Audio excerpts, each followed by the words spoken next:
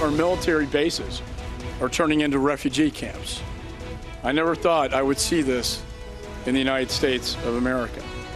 And we saw 3 children, younger than my kids, 7, 8, and 9, with their grandmother, mothers in Pennsylvania, all in tears crying.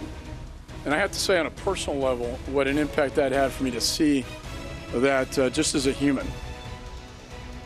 And we're back now with our roundtable. Joining us, ABC News contributor and Democratic strategist Donna Brazile, former House Speaker and CNN Crossfire co-host Newt Gingrich, Yahoo News national political columnist Matt Bai, and ABC News political analyst Matthew Dowd. Welcome to all of you. And let's start with immigration. Donna, you heard what Rick Perry said about this. He said it's all about border security, and what the president has done is basically too little, too late. Well, what the president has done is, of course, double the number of troops or boots on the ground in terms of border security. They've tripled the amount of money used for the enforcement. But what is happening is a regional crisis, young people fleeing violence, abuse from, Honduras, El Salvador, Has that not been Guatemala. going on for years and years? Well, and it's years increased. And years? We had 6,500 kids probably about 3 years ago. Today it's close to 65, 70,000. It's growing. This is a crisis, a humanitarian crisis, and we have to resolve it. We cannot resolve it simply, and it's not just a crisis in the United States. It's also a crisis in Mexico, Panama, Costa Rica. These kids are fleeing violence, and they're looking for safety.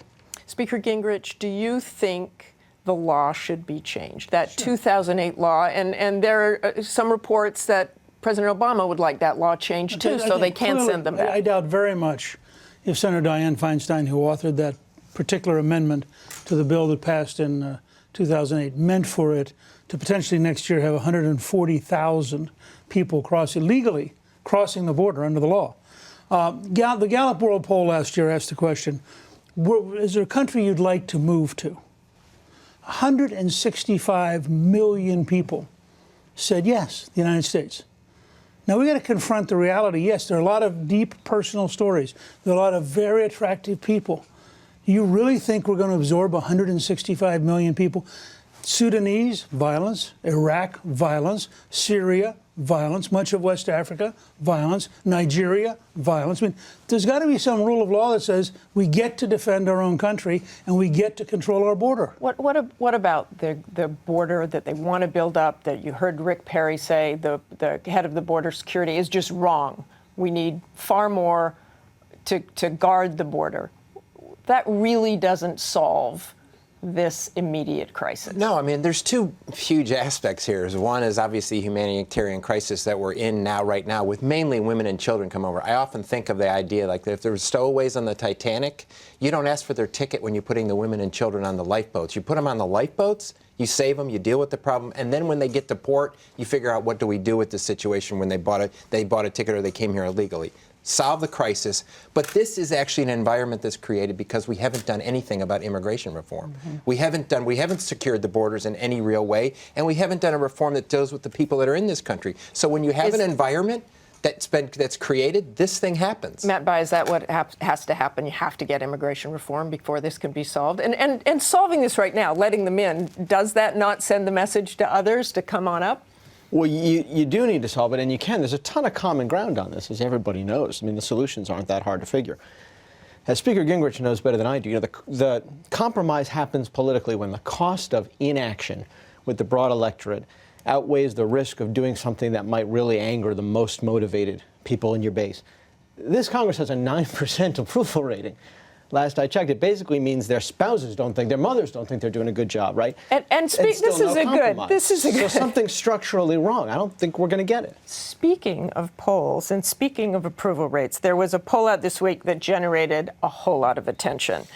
When asked who was the worst president since World War II, 33% said Obama, 28% said Bush, and Nixon came in with 13%. Donna, you want to start on that one? Well, look, this president is in the moment. in the moment, 6 years, normally that's when the itch starts, the itch to find a new president. And I also believe that when you look at the poll and how it was conducted, not that I like to talk about the internal process of taking a poll, there's no question that the Democrats concentrated all of their efforts on one or two, and the Republicans said, yes, we dislike Obama. You know what? If I was the president, I would ignore that poll and every other poll between now and the day he leaves office and focus on delivering what he promised to the American people. Matt, you wrote this week that it's that it's Obama's presidency, but he's still governing in Bush's world. Yeah, I mean, and you know, a lot of people don't like to hear it. I mean, it doesn't mean, I think he could have done a better job of working his way out of a lot of this, and there are a whole host of reasons we're in this situation. But if you look at how his term has been defined, aside from health care, virtually all of it defined by issues and conundrums that he inherited. I don't think what I'm not saying is that's because Bush made such a mess and Obama can't work his way out of it. What I'm saying is I think we have deep, transformative, transitional problems in the society that are not going to be very solved quickly, Matt Dowd. by one set of policies. It does say how dramatically the view of the public has changed on the president when he was elected and he took the office, when he was going to be the one. He got the Nobel Peace Prize, and now he's viewed as one of the worst presidents. I think it's all temporary. The only thing consistent about that poll is that Jimmy Carter and Richard Nixon are always on it. Speaker Gingrich, very quickly to you. I want to agree with Matt Bai. We are in deep structural problems, whether it's the Veterans Administration, the Middle East, the border, and neither party has figured out a way to start offering really deep solutions. And shallow solutions just don't work. They break down in front of you, and the country sees the breakdown. All problems that'll take a long time to solve. The Roundtable is just getting started. We're back in less than a minute with that big Supreme Court case that could affect millions of women. That debate is next.